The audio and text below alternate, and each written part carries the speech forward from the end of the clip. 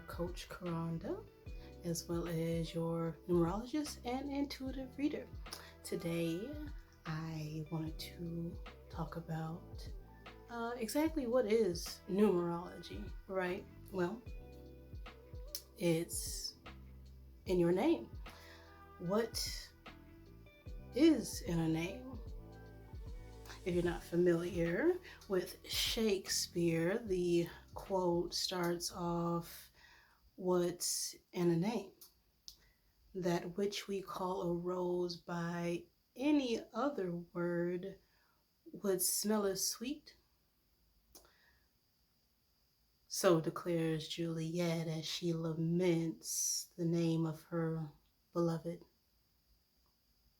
Now, the meaning that Shakespeare was trying to uh, come across there was that the words that we give things are somewhat meaningless, right? It's more about the energy they carry. If Romeo were called, you know, Patrick, right, that wouldn't change Romeo, or it wouldn't uh, make Juliet any less in love with him. It's not about the name, but the energy or vibration that Romeo is.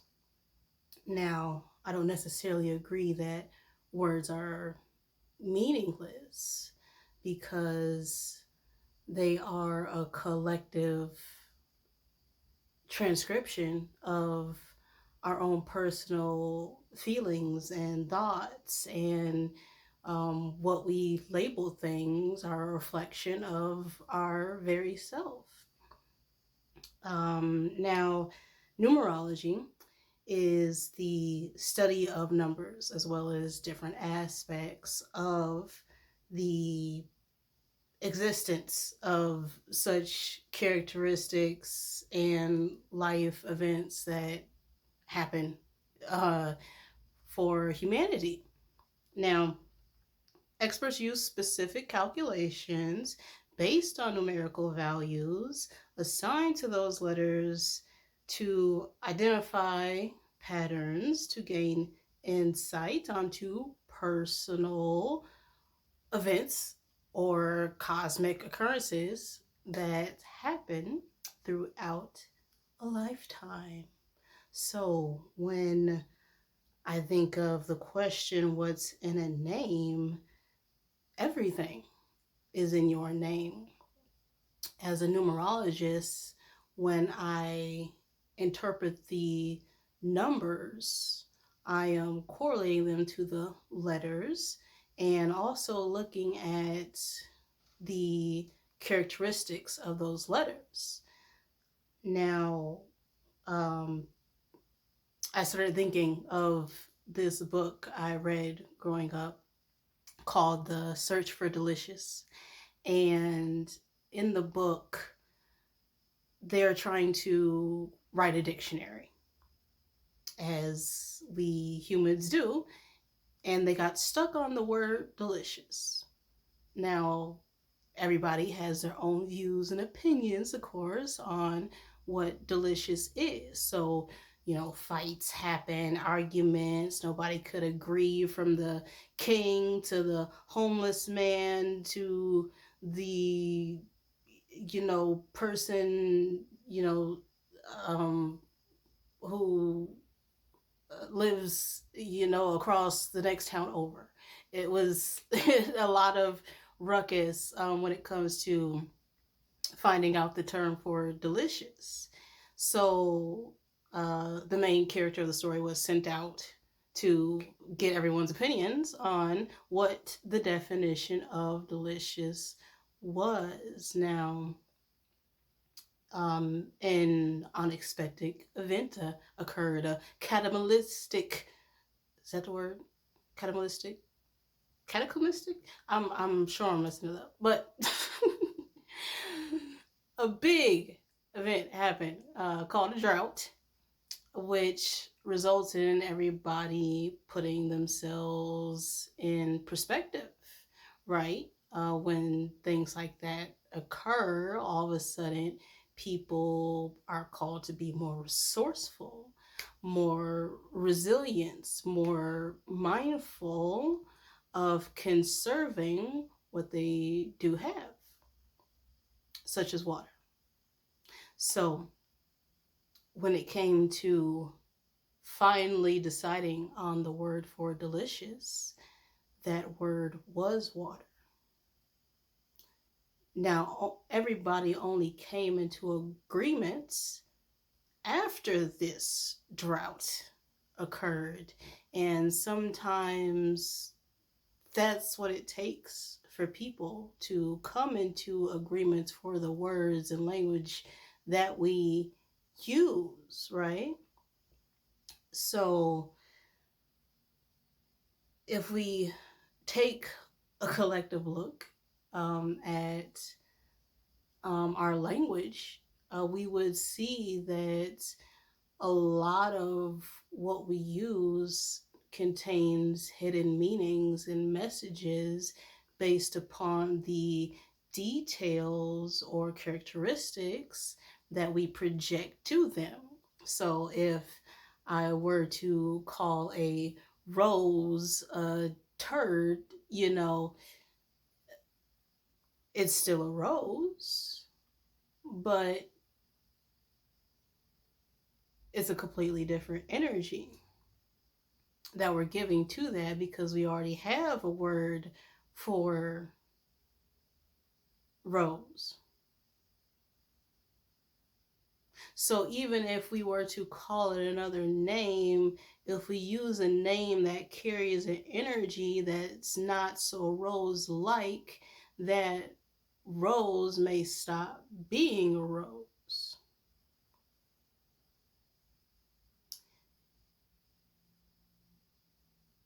There are much more power and magic behind our word choices. This is why we call it spelling. So I wanted to walk you through an interpretation of my own name, and I'm gonna. I hear Zero calling me. He wants to join in the conversation today. So let's say hello to Zero. Okay, Zero's there. Let me back this up a little. One day when I get all my editing skills down, we'll just transition to Zero. Okay? But until that day, here is Zero. Now, let's start off with my first name. You can see there.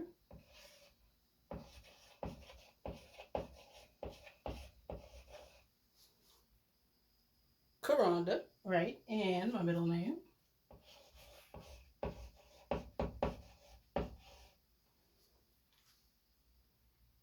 Elaine. If you can't see, try and fix that.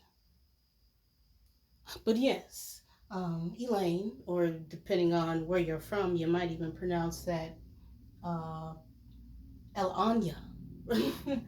Then my last name,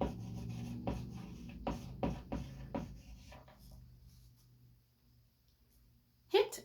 Now, the first part of my name is Ka. Ka means first or eldest. We can't always agree on these terms. There's usually multiple definitions for just one thing, but they are similar, right? First and eldest, and well, I am the first eldest daughter in my family, so you take that however you want to. Now, Rhonda, now that means good spear or lance. Now, good spear. Now, what's a spear but a weapon, right? Now, let's move on to Elaine. L, well, that means deity or God, right? Another interpretation of this word is sunlight or sun ray. And then Ain or Anya, as I mentioned before, now that means radiant or brilliant, depending on what collective you are a part of. So let's take a look here at Hampton. Hampton, Hamp, means high, home, or settlement.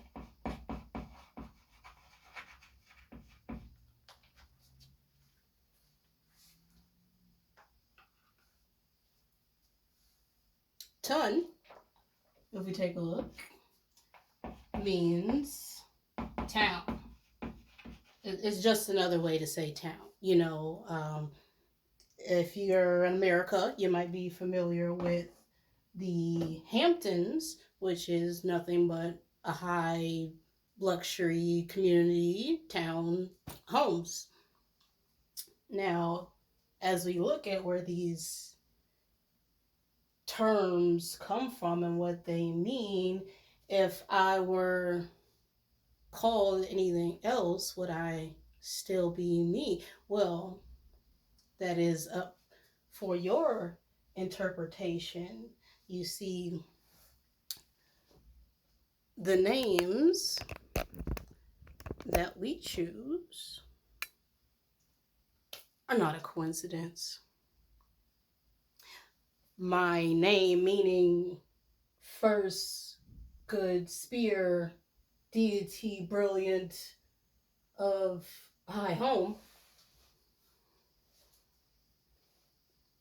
was a group collective effort. Now, if you were to ask my parents, of course, where that name came from, or if you ask your parents, it's usually like, oh, I had this moment, or you were named after so and so. And well, if you weren't part of that family, you would never have been called that to begin with. Or if your dad didn't walk down the street and meet someone they liked who had that name, it would have never popped in his head. Or personally, for my second son, I remember being 6 months pregnant and getting on the bus and not knowing, what am I gonna call this baby? Names are tough when it comes to choosing them. But as I sat there on the bus having this thought, on walked a passenger who sat right next to me, and I looked over at the piece of paper she was holding, and it said Jamie. And immediately I'm like, oh, yep, that's my son's name. See, it is a group collective effort. Your name is determined on your heritage, the town, the city, the country you grew up in. I mean, your name can be uh, different depending on where you come from. Now, these things are all planned and mapped out before you even incarnate into the physical. When you are making all these plans and picking your name, it's almost like a grocery store. So when you go into the grocery store, there's so many items to choose from, different labels, different ingredients, different brands, and you kind of just go in there and say, well, this lifetime, I want to be black. And I want to wear glasses, and I want to be female, and I also I remember last time I came here, I was shopping with so and so, and I want to put them into my cart because I had a good time with them. And things like this occur when you're shopping in the spiritual realm. Now, not everything is good in the store, okay? But you have an experience, right? You may not like something you necessarily buy, but you try it out. So you put things in the cart, and when you finish shopping, the moment comes where it's time to produce. Now, even though you have certain ingredients, like, say, noodles, sauce, and meat, you might have planned to make spaghetti, but it turns out to be lasagna. So you always have control over, the options, even though you had a plan set out in the beginning. What's in a name is really what you make of it. Now, by looking at your name, I can tell you exactly what is in it by interpreting the characteristics, the numbers, and the vibrations within your letters and sounds and vibrations. They carry certain energy. I can, find what your life lesson is, or what we call the life path number, your soul urge, which is your soul's desires, your heart's desires, your karmic numbers or lack thereof. I can interpret life cycles and events and predict future occurrences based on your I can't even say the word, numerology chart. Now, these are all predictive, right? Your chart is not a hard, fast thing, just like it comes to astrology charts.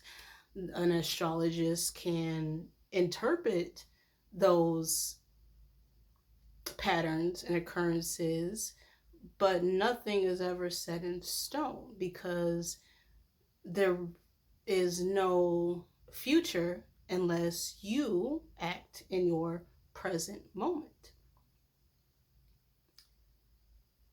What may appear to be a hamburger on your chart could turn out to just be a sandwich. So that's why readers or intuitives always tell you to use your own discernment, because only you know what's going on in your own kitchen. I can read the ingredients, but you have to make the dish. So if you would like me to, interpret the mixtures of numbers found within your own name, you can always find my information at mindovernumber.com and order a numerology reading from me. If any of that resonated with you, great. If it does not, I am sorry. Please forgive me. You're welcome. And I love you.